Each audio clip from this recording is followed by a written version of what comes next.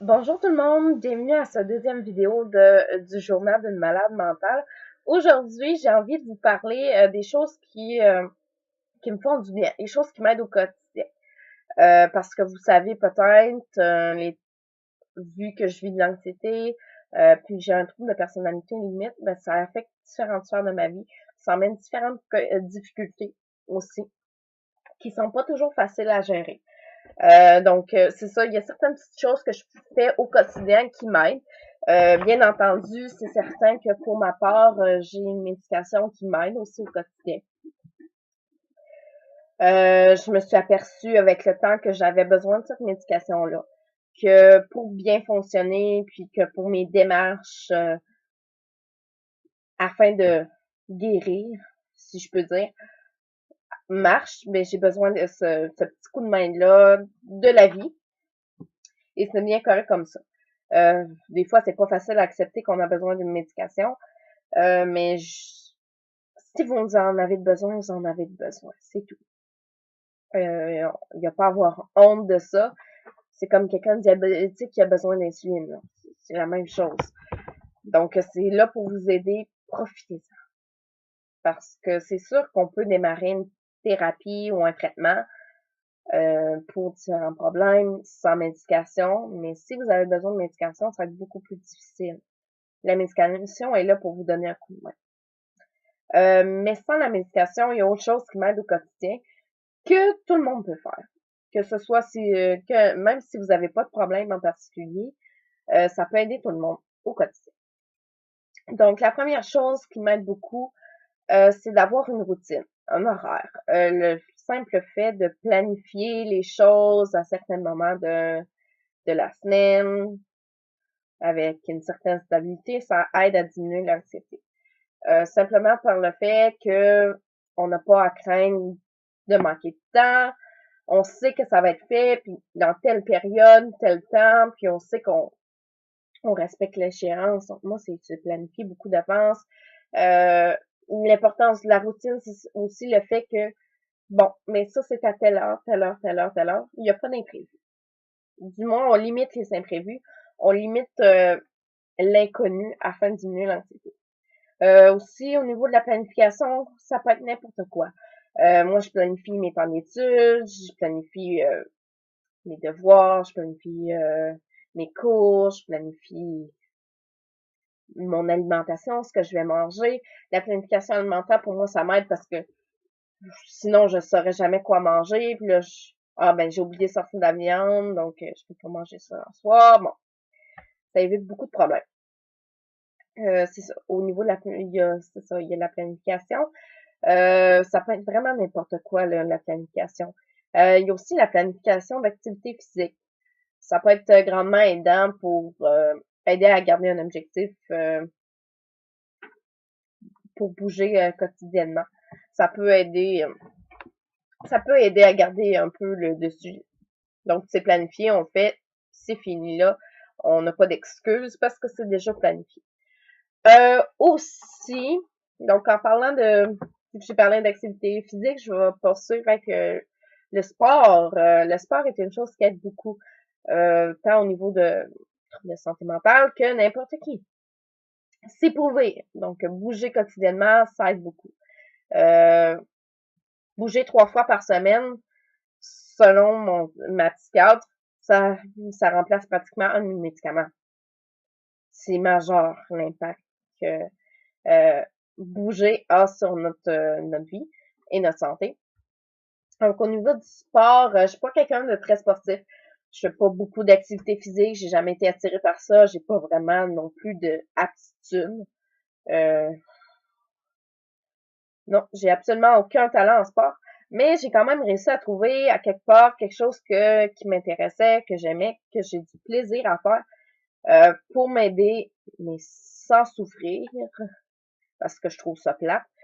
Donc, au niveau du sport, c'est sûr que j'aime beaucoup l'extérieur. Comme je vous disais dans la première vidéo, je chasse, je pêche, je trappe, je fais de la randonnée, j'aime beaucoup ça. Donc, aller à l'extérieur, prendre une marche, aller faire de la randonnée, aller à la chasse, tout ça, c'est des choses que je fais au quotidien qui m'aident vraiment beaucoup. Sans ça, je sais pas ce qui me serait arrivé. parce que ça me rattache à la vie aussi, là. En ayant du plaisir à faire quelque chose, ben, ça donne un sens à notre vie. Euh, on retire un plaisir. Donc, il n'y a pas seulement de la douleur, il y a du plaisir dans la vie. Puis, ça sert à ça. Aussi, j'ai fait du yoga dernièrement. C'est quelque chose qui m'aide beaucoup. C'est sûr que moi, le yoga que j'ai fait, c'était moins centré, par exemple, sur les mouvements, les positions, sur moins athlétique, si je peux dire. C'était plus centré sur la relaxation et la respiration. Donc, moi, ça m'aidait par le fait que en ralentissant ma respiration, par le fait même, ça diminue mon anxiété. Parce que au quotidien, j'ai l'impression d'être toujours allaitante, de mal respirer, de pas avoir d'air pratiquement, parce que mon anxiété fait en sorte que mon cœur bat plus vite, ma respiration est plus allaitante et tout ça. Donc, en me ramenant à une respiration normale, ben, je deviens plus calme, plus zen. Donc, c'est beaucoup plus agréable là, au quotidien. J'ai aussi fait du karaté. Ce que j'aimais beaucoup et que j'aime beaucoup encore du karaté, c'est le fait que quand je fais ça, je fais rien d'autre. Mon cerveau est à 100% dans la discipline. Je me concentre sur à apprendre mon kata, je suis concentrée sur les positions et tout ça.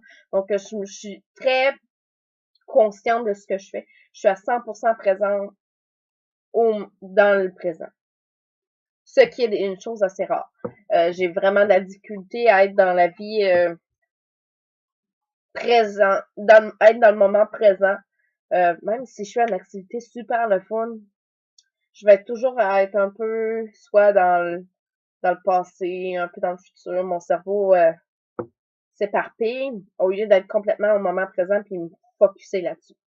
Le karaté, je réussis. Donc c'est ça au niveau du sport. Moi, j'en ai pas vraiment trouvé d'autres qui me font du bien, mais je suis certain que si vous cherchez, vous essayez, vous allez trouver quelque chose pour vous. Ça n'a pas besoin d'être grand-chose, là. Vraiment pas.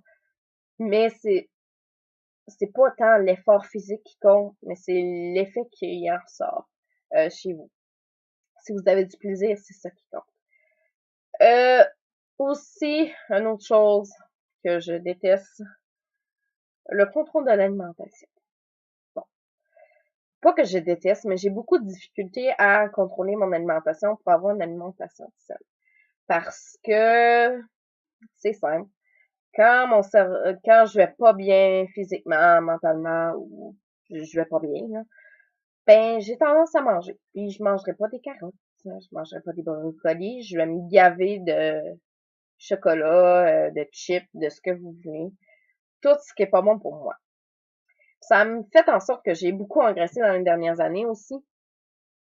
Et tout ça. Mais ça, c'est quelque chose. Mais je sais pour l'avoir essayé puis avoir gardé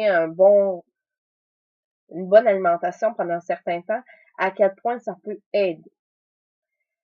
Parce que quand on se sent bien physiquement, parce qu'on mange bien, on bouge et tout ça, on dirait que le cerveau va mieux. On dirait que tout le reste va mieux. Quand tout est en parfait équilibre, ben on dirait que c'est plus facile d'être heureux. Je sais pas si c'est vraiment ça, mais c'est ce que j'ai remarqué. Au niveau de l'alimentation, j'ai fait différents changements. Je sais que diminuer ma consommation de sucre a grandement aidé. Pendant un certain temps, je suivais un programme d'entraînement et tout ça, donc je suivais un plan alimentaire, puis je devais consommer moins de sucre possible. Donc, je consommais aucun sucre ajouté, seulement des fruits là, ou le sucre qu'il y a naturellement dans certains produits. Là. Donc, à ce moment-là, je me suis rendu compte que, mais sans sucre, je suis moins énervée, donc moins anxieuse. Donc, ça fait grandement du bien. Donc, c'est ça, la diminution du sucre a grandement aidé. Aussi, j'ai testé diminuer la caféine, ça a aidé aussi. Le c'est pas facile nécessairement parce que je suis au cégep et tout ça. Mais le truc que j'ai trouvé, c'est parce que moi, c'est pas vraiment pour l'effet que je buvais du café. C'est surtout pour le goût parce que j'aime le goût du café. Mais si je veux avoir l'effet quand même, je prends du caféiné.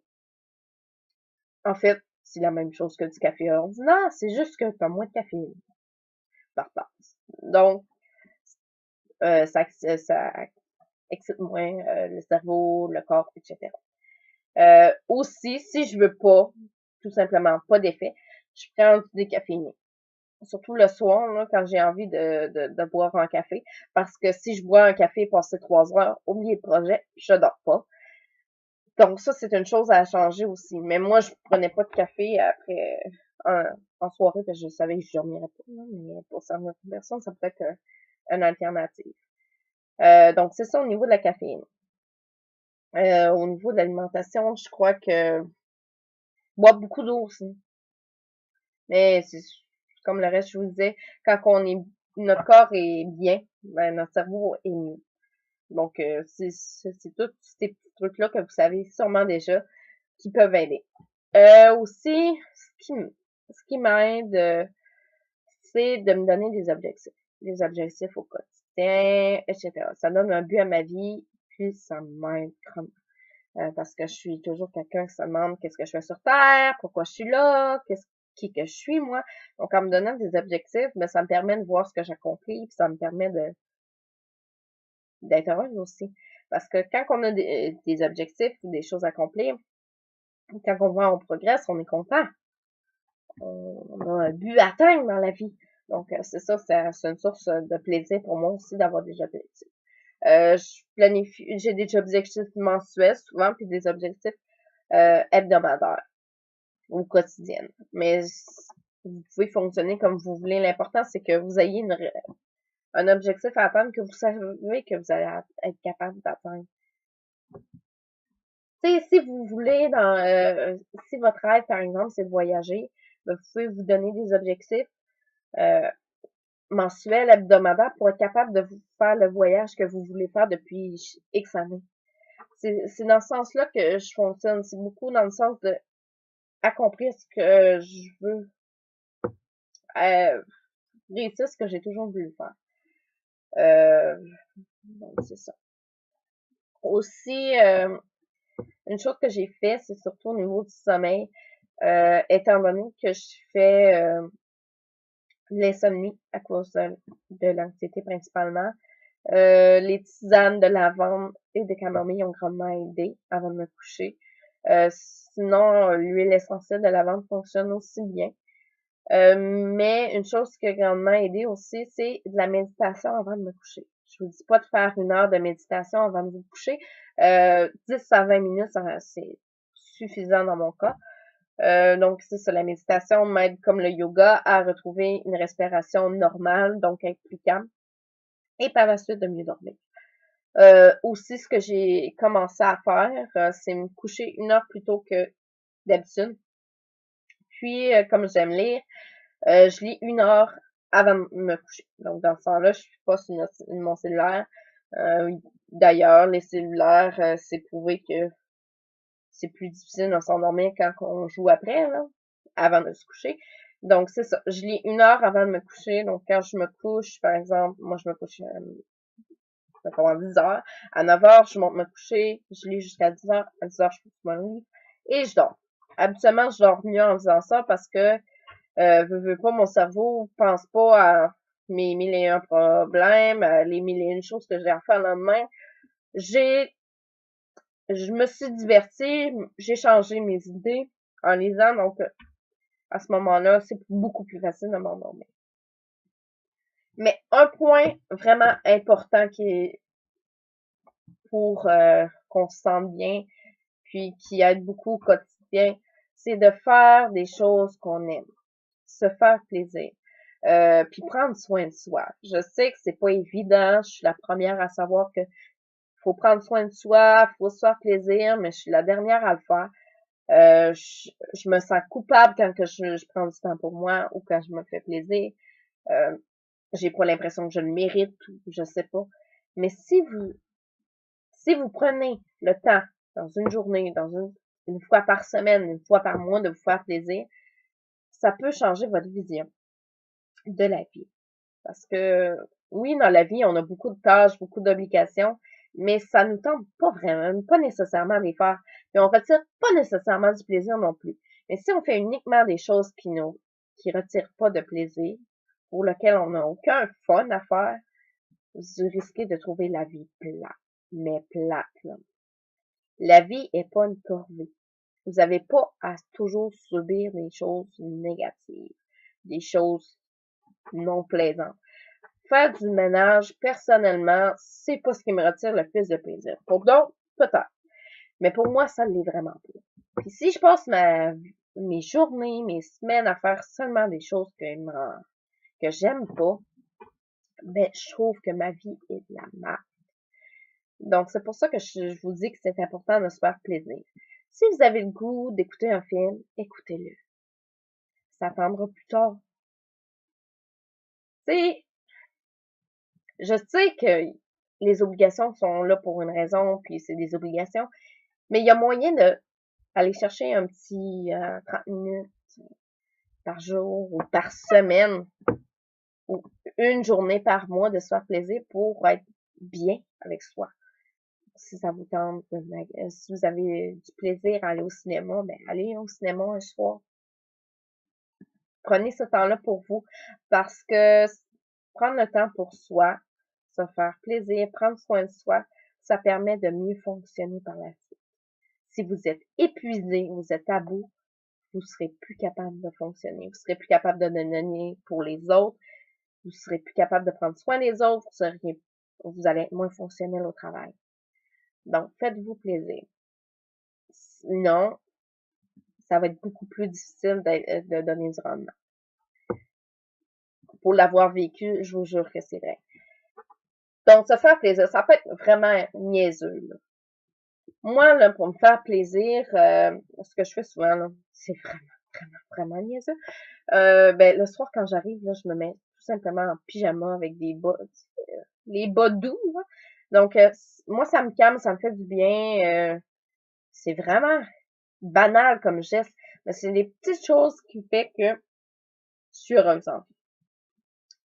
La plupart du temps, je peux dire, là. Donc, c'est ça. Aussi, une chose qui m'a vraiment aidée, c'est d'être complètement des moments en pleine conscience. Par exemple, moi, le matin, je me lève, je prépare mon déjeuner, je bois mon café sans mon téléphone. Simplement pour le fait que ce moment-là, c'est mon moment à moi, à personne d'autre. Il y a moi, ma bouffe, puis je prends le temps de savourer ce moment-là seul, sans distraction, sans voir les 100 000 catastrophes qui se passent dans l'univers. J'ai besoin de ce moment-là juste avec moi-même pour savourer un peu la vie. Pour prendre le temps de m'arrêter 2 secondes et me dire, bon, regarde, c'est ça qui est ça. Puis, tout est beau, tout est correct. Ça me permet de bien commencer ma journée. Parce que souvent, prendre le temps de m'arrêter, ça m'aide à beaucoup mieux performer. Parce que si je suis à course puis j'arrête pas d'une journée, là, c'est bien de valeur, là, mais même que je voudrais être productive, je ne serais pas. Si vous êtes vraiment fatigué, vous avez le goût de faire une sieste, faites-le. Prenez le temps de vous arrêter. La vie, c'est pas une course. Plus vous courez, plus que vous risquez de courir moins longtemps que ceux qui marchent. Simplement pour vous dire que on va tous finir par mourir de toute façon. Je sais, ça paraît macabre dit comme ça, mais ça vous donne quoi de courir? Sérieusement, là. Pensez-y. Qu'est-ce que ça vous donne de courir sans arrêt? Qu'est-ce que ça vous apporte de plus? Oui, je sais, vous allez me dire, ouais, mais j'ai pas le choix, c'est comme ça. Non. Vous faites le choix de vivre de cette façon-là. De vivre conformément aux autres, de vivre sur le même rythme, qui vous oblige à toujours vouloir aller plus vite. Pensez-y. Est-ce qu'il y a un jour quelqu'un qui vous a demandé ça? Non. c'est que la population vit comme ça, puis tout le monde embarque un peu dans le même pattern sans se questionner. Vous avez le droit de prendre votre temps. Que ce soit prendre votre temps pour manger, prendre votre temps, prendre du temps pour vous, vous asseoir avec vous-même, puis avoir une petite discussion avec vous-même pour voir pourquoi vous agissez comme ça. Mais en fait, c'est ça que je veux dire. Faites comme vous voulez. Vous n'êtes pas obligé de toujours répondre aux critères de la société. Prenez le temps. C'est important parce qu'on n'en a pas éternellement. Le temps que vous passez à faire des choses que vous aimez pas aujourd'hui, vous l'aurez pas plus tard. Vous l'aurez pas. Ce temps-là, il est perdu. Oui, il y a des choses qu'on est obligé de faire, mais il y a des choses qu'on se met de la pression puis on s'oblige à faire alors que c'est complètement inessentiel. Sur ce, je vous laisse réfléchir à tout cela et à la prochaine.